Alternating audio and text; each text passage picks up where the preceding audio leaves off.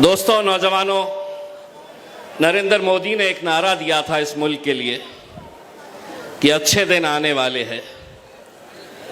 जब मैं इस बच्ची को सुना तो मुझे यकीन हो गया है कि नरेंद्र मोदी के अच्छे दिन कब आएंगे पता नहीं, लेकिन मजलिस के अच्छे दिन आने वाले हैं जब ये बच्चियां। बड़ी खुशी की बात है, बैरिस्टर असदुद्दीन अवैसी साहब को मैंने वादा किया हूं आप लोगों की तरफ से। असद भाई को मैंने कहा है कि असद भाई, इंशाअल्लाह इस बार मुमरा आपको तोहफा देने वाला है। मैं जिन उम्मीदवारों के 14 उम्मीदवार आप लोगों के बीच खड़े हैं, इन सभी को मैं जाती तौर पे इसलिए जानता हूं कि इनका इंटरव्यू भी मैंने लिया था और कुछ हद तक ये फैसला लेने में जहां मेरा थोड़ा सा योगदान था, हमारे सैफ भाई ने इन सभी उम्मीदवारों की पैरवी की थी। हमें पूरा यकीन है इंशाअल्लाह कि 16 तारीख के दिन जब नतीजे आएंगे तो भाजपा को कितने आए, सेना को कितने आए, एकनाथ शिंदे ने कितने लेकर गया, शरद पवार, अजीत पवार ने कितने लेकर गया, चर्चा इसका नहीं होगा। चर्चा ये होगी कि मजलिस कैसा इतनी तेजी से आगे बढ़ रही है महाराष्ट्र के अंदर। और यकीनन मुझे पूरा भरोसा है कि आप लोग इस बार मजलिस का पूरा साथ देंगे। हमारी निशानी मजलिस इत्तेहाद उल मुस्लिमीन की निशानी पतंग है। शिवसेना के एक मंत्री है, उन्होंने हुकूमत से यह दरखास्त की है, इलेक्शन कमीशन में जाकर यह शिकायत की है कि हमारी जो निशानी पतंग है यह मजलिस से खींच ली जाए, मजलिस को यह पतंग की निशानी मत दे, क्योंकि उनका तर्क ये है, उनका कहना यह है कि 14 तारीख के दिन हमारे हिंदू समाज का एक बहुत बड़ा त्योहार है। हमारे हिंदू भाई जो है वो 14 तारीख के दिन मकर संक्रांति का त्योहार मनाते हैं और मकर संक्रांति के अंदर हमारे हिंदू भाई जो है वो पतंग उड़ाते हैं।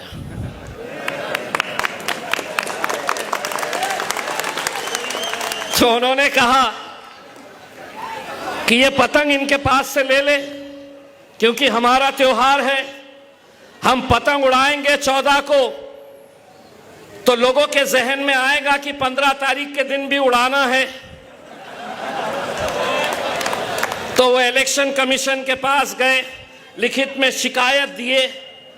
इलेक्शन कमिश्नर ने गौर से उनको देखा और मन ही मन में सोचा, ये कहां से आ जाते हैं ये ऐसे लोग, कौन इन्हें मंत्री बना देता है।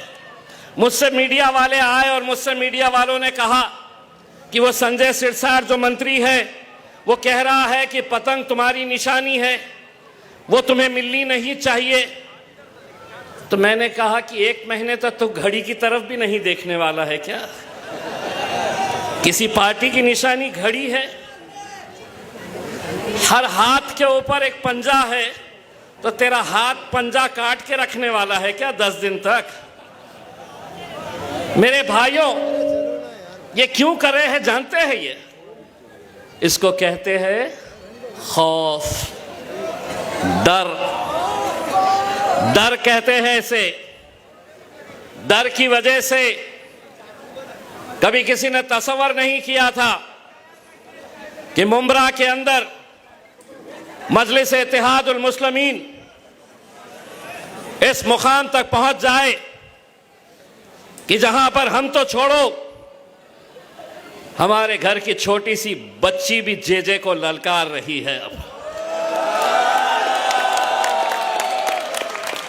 अभी जेजे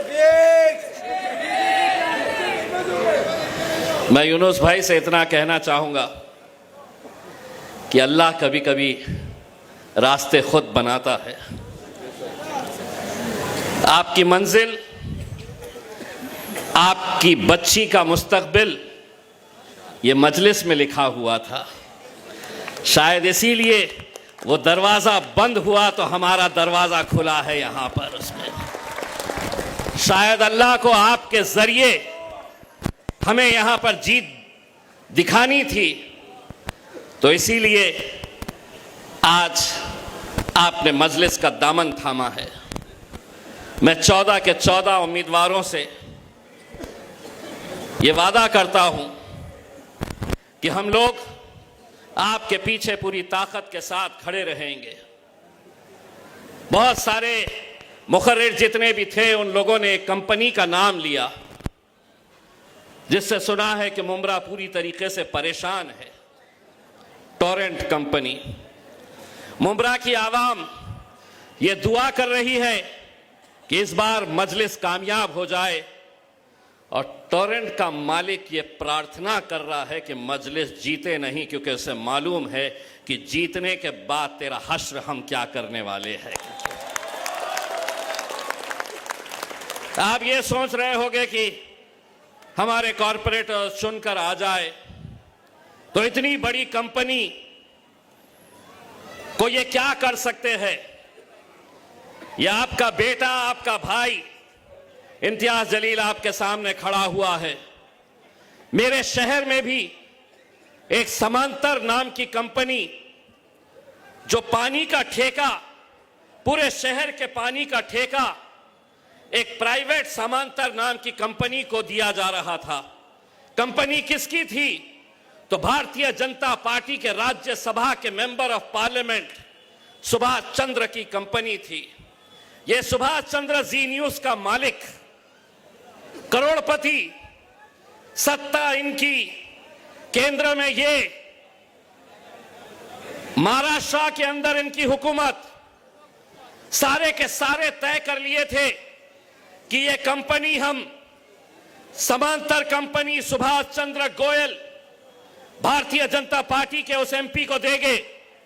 देवेंद्र फडणवीस मुख्यमंत्री मुंबई के अंदर मंत्रालय में एक मीटिंग बुलाए, और उस मीटिंग के अंदर मेरे शहर के 3 आमदार, एक भाजपा का, एक शिवसेना का और एक मजलिस इत्तेहादुल मुस्लिमीन का इम्तियाज जलील, वहां पर वो कंपनी के बड़े बड़े अधिकारी आए। उन्होंने हमको ये समझाने की कोशिश की कि ये कंपनी कितनी अच्छी है, ये कंपनी आएगी तो शहर को पानी मिलेगा। देवेंद्र फडणवीस साहब हमें मनाने की कोशिश करते रहे कि तुम ये कंपनी के लिए हाँ कर दो। मीटिंग खत्म हुई, देवेंद्र फडणवीस साहब ने अपने भारतीय जनता पार्टी के एमएलए से पूछा, काय बोलायचं तुम्हाला? उसने कहा कि साहेब, तुम्हाला जे निर्णय घ्यायचे आहे ते घ्या। शिवसेना के एमएलए से पूछा, काय करायचं? उन्होंने कहा, साहेब तुम्हाला जे निर्णय घ्यायचे आहे ते घ्या, तुमको जो फैसला करना है करो। मुझसे पूछा, जलील भाई क्या करना है?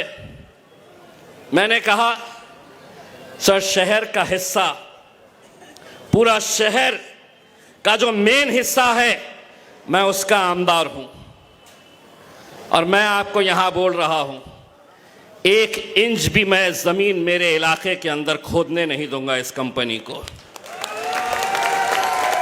नतीजा यह हुआ कि पूरी ताकतें जुट गई। 3200 करोड़ रुपए का यह कंपनी का ठेका उस भारतीय जनता पार्टी वाले को दिया जा रहा था। मेरे ऊपर दबाव डाला गया, खरीदने की कोशिश की गई।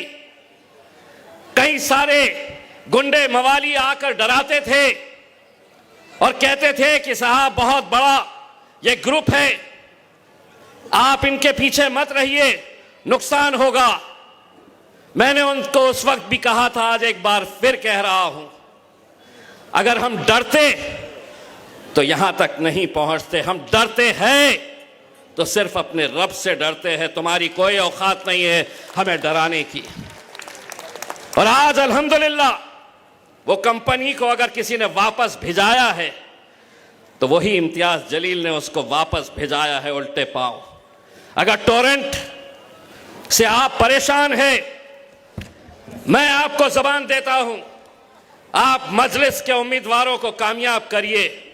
आपकी इस लड़ाई के अंदर हम पूरी ताकत लगाएंगे और देखेंगे इंशाअल्लाह कि हर घर जो मुमरा का परेशान है इस कंपनी से, ये कंपनी बड़ी है या हमारी ताकत बड़ी है, इंशाअल्लाह हम आपको दिखाएंगे उसको। मुझे बताया जा रहा था 3 लाख रुपये, 2 लाख रुपये ऐसे फाइन लगाए जाते हैं, 6-6 लाख। उसको बोल 15 तारीख तक प्रार्थना करते बैठ जाए, क्योंकि अब शेरों की सवारी मुमरा के अंदर आने वाली है। गीदड़ों को हटना पड़ेगा, गीदड़ों को हटना पड़ेगा। तादाद मायने नहीं रखती है। ये समझेंगे कि 14 कॉरपोरेटर्स अगर पूरे के पूरे आ गए, सुनो, तादाद इसलिए मायने नहीं रखती है कि जिस पार्लियामेंट के अंदर 550 मेंबर ऑफ पार्लियामेंट बैठे हुए हैं, जिसमें बीजेपी वाले, सेना के दोनों, एनसीपी के दोनों, समाजवादी वाले पूरे बैठे हुए हैं, वहां पर अकेला मेरा शेर लड़ता है जिसका नाम बैरिस्टर असदुद्दीन अवैसी है। बहुत ज्यादा तादाद मायने नहीं रखती है। तुम में कितनी ताकत है आंख में आंख मिलाकर बात करने की। इसीलिए अल्हम्दुलिल्लाह जब 5 साल के लिए ये शर्फ मुझे हासिल हुआ, मेरी माओ और बहनों की दुआओं की वजह से, कि असदुद्दीन अवैसी वो 5 साल अकेले नहीं बैठे, उनका ये भाई इम्तियाज जलील भी उनके साथ जाकर बैठा था। और जब मैं गया था ना अम्मा, तो एक पार्लियामेंट के अंदर एक ऐसा आदमी है, टकला है, उसको नरेंद्र मोदी ने फोन करके पूछा, अरे ओ सांबा कितने आदमी है रे? तो उसने कहा 2। वो 2 और तुम इतने सारे? बोले है तो 2, लेकिन 200 पे भारी पड़ेंगे अल्हम्दुलिल्लाह। बहुत तकलीफ होती थी उन्हें, बहुत तकलीफ इस बात की होती थी कि एक शेरवानी से तो परेशान थे ही, दूसरा भी बहुत बोलता है। बहुत तकलीफ होती थी। और अगर हम अपनी तकलीफ को अगर हम नहीं समझेंगे तो कौन समझेगा? इससे बदतर और क्या दिन चाहिए कि आज इस मुल्क के अंदर हमारी बच्चियों का हिजाब एक मुख्यमंत्री अपने हाथ से खींचता है, कोई उसके खिलाफ बोलने के लिए तैयार नहीं। अगर नरेंद्र मोदी अगर यह कहता है कि इस मुल्क के अंदर नारी का हम सम्मान करते हैं,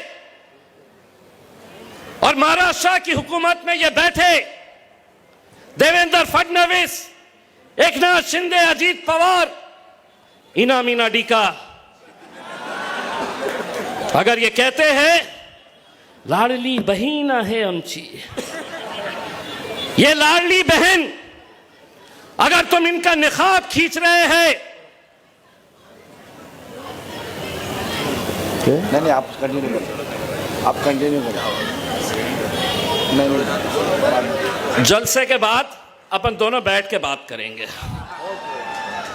अगर आप ये समझ रहे हैं कि आप हमारी बच्ची का नकाब खींचेंगे, उससे बदतर उत्तर प्रदेश का एक मंत्री भारतीय जनता पार्टी का एक मंत्री बयान देता है कि नकाब तो खींचा है, पे हाथ लगाए, अगर हाथ इधर उधर चले जाता, कोई बात बहन जी मुझे है तो आपके लिए दूसरे जलसे के अंदर इंशाअल्लाह आपको आधा घंटा बोलने का मौका दिया जाए। अलाउड नहीं है। अलाउड मैडम 10 बजे साहब आज चालू रखो 10 बजने वाला है, 10 बजने वाला है, उसके बाद बाहर कर